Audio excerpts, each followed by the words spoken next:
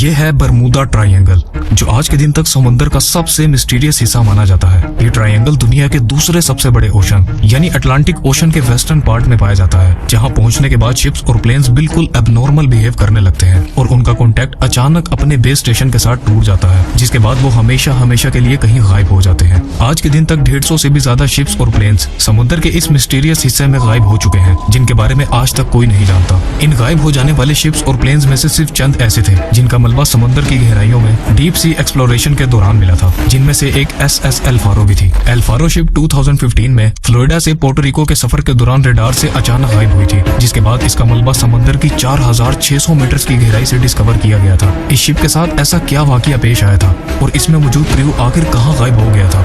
Bermuda triangle United states में मौजूद Florida से लेकर पोर्टो रिको तक और फिर बरमूदा आइलैंड से लेकर वापस फ्लोरिडा तक के बनने वाले एरिया को कहा जाता है। ये बनने वाला एरिया क्योंकि एक ट्रायंगल शेप का है, इसी वजह से इसे बरमूदा ट्रायंगल कहा जाता है, जो तकरीबन 5 लाख स्क्वायर माइल्स यानी 8 लाख स्क्वायर किलोमीटर से भी ज्यादा के एरिया पर फैला हुआ है। बरमूदा ट्रायंगल को हिस्ट्री में कई अलग अलग नामों से पुकारा जाता था, कभी ग्रेवयार्ड ऑफ द अटलांटिक, कभी सी ऑफ डूम, तो कभी द डेविल्स ट्रायंगल। लेकिन फिर 1964 में इसे द बरमूदा ट्रायंगल का नाम दिया गया। बरमूदा ट्रायंगल की ये कहानी उस वक्त दुनिया के सामने आई जब 1945 में यूएस नेवी की फ्लाइट 19 के 5 टोरपीडो बॉम्बर एयरक्राफ्ट्स अपनी रूटीन ट्रेनिंग के दौरान अचानक रडार से गायब हुए थे। इस फ्लाइट में 14 क्रू मेंबर्स मौजूद थे, जिन्हें ढूंढने के लिए कुछ टाइम बाद ही एक मैरीनर सर्च एयरक्राफ्ट भी उसी इलाके में भेजा गया था। इस एयरक्राफ्ट में रेस्क्यू टीम के 13 मेंबर्स मौजूद थे, लेकिन कुछ देर बाद ही ये एयरक्राफ्ट भी अचानक रडार से गायब हो गया। इन 6 एयरक्राफ्ट और 27 लोगों के गायब हो जाने के बाद एक बहुत बड़ा सर्च ऑपरेशन कंडक्ट किया गया, लेकिन 96 घंटों की दिन रात की रिसर्च के बाद भी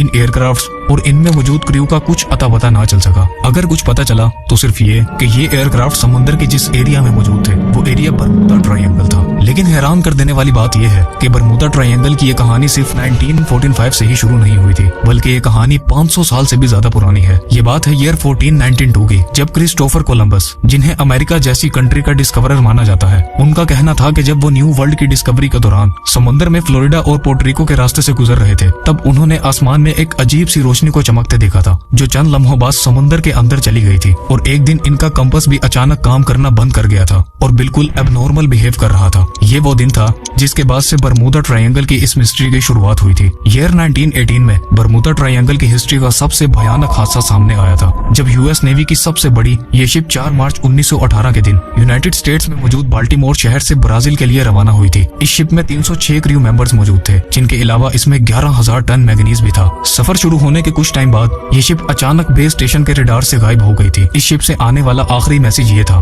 मौसम बिल्कुल साफ है और सब कुछ ठीक चल रहा है। लेकिन इसके बाद इस शिप के बारे में कुछ अता पता ना चल सका। ये शिप आखिर कहाँ चली गई और इसके साथ ऐसा क्या वाकया पेश आया था, आज के दिन तक इस बारे में कोई नहीं जानता। लेकिन हैरान कर देने वाली बात यह थी, अगर उस दिन मौसम बिल्कुल साफ था तो फिर इस शिप के साथ आखिर क्या हुआ था? क्या समुद्र के इस खौफनाक इलाके में खतरनाक सी मॉन्स्टर्स रहते हैं या फिर यहाँ एलियंस मौजूद हैं? इसके अलावा ईयर 1881 में एलन ऑस्टिन नामी एक शिप, जो कि बरमूदा ट्रायंगल के रास्ते लंदन से न्यूयॉर्क का सफर कर रही थी, उसे रास्ते में एक अननोन शिप नजर आई थी, जो दिखने में बिल्कुल नॉर्मल लग रही थी। लेकिन यहाँ हैरान कर देने वाली बात यह थी कि इस शिप में एक भी इंसान मौजूद नहीं था, यानी इस शिप में किसी इंसान का नामो निशान तक मौजूद नहीं था। एलन ऑस्टिन शिप के कैप्टन ने जब इस शिप के अंदर जाकर रिसर्च की तो ये शिप बिल्कुल ठीक हालत में मौजूद थी और इसमें मौजूद सामान भी बिल्कुल सही सलामत मौजूद था, लेकिन इसमें कोई इंसान मौजूद नहीं था। आज के दिन समुद्र से मिलने वाली इन शिप्स को घोस्ट शिप्स कहा जाता है, जो ओशन की सबसे बड़ी मिस्ट्रीज में से एक है। इस टॉपिक पर एक पूरी डिटेल्ड वीडियो बनाई जा सकती है। अगर आप घोस्ट शिप्स की मिस्ट्रीज के बारे में जानना चाहते हैं तो कमेंट्स में जरूर बताएं। एलन ऑस्टिन शिप के कैप्टन ने अपनी शिप के कुछ क्रू मेंबर्स को इस शिप पर शिफ्ट किया ताकि वो इसे अपने साथ ले जा सकें, लेकिन कुछ देर बाद वहाँ एक भयानक समुद्री तूफान आ पहुंचा, जिसके बाद ये घोस्ट शिप अचानक वहाँ से गायब हो गई। कुछ देर बाद जब मौसम साफ हुआ तो कैप्टन ने उस शिप को ढूंढने का फैसला किया और कुछ टाइम बाद उन्होंने इस शिप को ढूंढ भी लिया। मगर जब वो उस शिप के करीब पहुंचे तो जो कुछ उन्होंने देखा उसने उनके होश उड़ा दिए थे। ये शिप फिर से बिल्कुल खाली थी और इसमें मौजूद क्रू फिर से कहीं गायब हो गया था, जिनका कहीं नामो निशान ना मिल सका था। 10 जुलाई 1945 के दिन यूएस नेवी का PBM-3S patrol sea plane 14 crew members के साथ बरमूदा ट्रायंगल में रडार से अचानक गायब हो गया था। इस जहाज में मौजूद क्रू के साथ भी सेम वही वाकया पेश आया था। इनका कॉम्पास अचानक से काम करना छोड़ गया था, जिसके बाद ये बरमूदा ट्रायंगल में कहीं खो गए थे ये जहाज 9 जुलाई 1945 को एक नॉर्मल रेडार ट्रेनिंग के लिए फ्लोरिडा से 7:07 पर टेक ऑफ हुआ था, जिसे बहामस के एयरपोर्ट पर लैंड करना था। लेकिन अगले ही दिन 10 जुलाई को 1:16 पर इस जहाज से आखिरी रेडियो मैसेज रिसीव हुआ था, जिसके बाद ये जहाज हमेशा हमेशा के लिए कहीं गायब हो गया था। इस जहाज को ढूंढने के लिए 10 दिनों तक एक सर्च ऑपरेशन कंडक्ट किया गया था, लेकिन ना तो इस जहाज का कुछ अता पता चल सका था और ना ही इसमें मौजूद लोगों का। इस वाकये के बाद 1947 में यूएस आर्मी का C-54 एयरक्राफ्ट बरमूदा ट्रायंगल में आते ही भयानक टर्बुलेंस की वजह से क्रैश कर गया था। फिर 1948 में एवरो ट्यूडर और स्टार टाइगर नामी 2 जहाज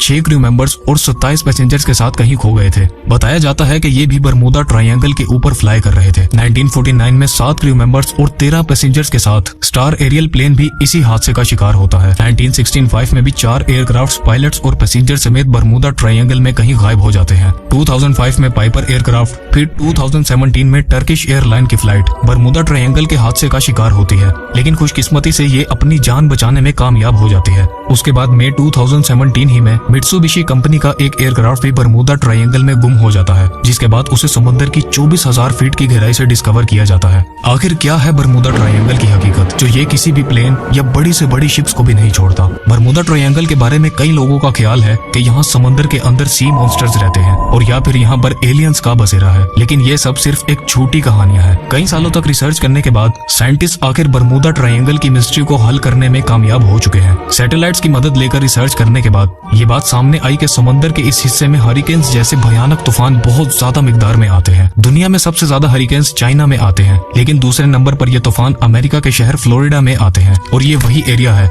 जो बरमूदा ट्रायंगल में आता है। साइंटिस्ट के मुताबिक जब बरमूदा ट्रायंगल में ये तूफान आते हैं तो यहाँ समुद्र के ऊपर हेक्सागोन पैटर्न्स के क्लाउड्स बनते हैं, जो तकरीबन 80 किलोमीटर तक बड़े होते हैं। इन क्लाउड्स के नीचे खतरनाक समुद्री हवाएं चलती हैं, जिनकी रफ्तार 250 किलोमीटर पर आवर से भी ज्यादा होती है। इसके अलावा समुद्र के इस हिस्से में मीथेन हाइड्रेट्स की भी एक बड़ी तादाद पाई जाती है। साइंटिस्ट के मुताबिक पानी में मौजूद इन मीथेन हाइड्रेट्स में से जब बबल्स निकलते हैं तो वो पानी की डेंसिटी को कम कर देते हैं, जिसकी वजह से इनके ऊपर से गुजरने वाली बड़ी से बड़ी शिप ना चाहते हुए भी समंदर के अंदर डूब जाती हैं। इसके अलावा तीसरी रीजन ये भी बताई जाती है कि बरमूदा ट्रायंगल के एरिया से ट्रैफिक बहुत बड़ी तादाद में गुजरती है, जिसकी वजह से यहाँ हादसों के चांसेस भी बढ़ जाते हैं। उम्मीद है आप मस्त स्टूडियो की ये वीडियो भी लाइक और शेयर करोगे।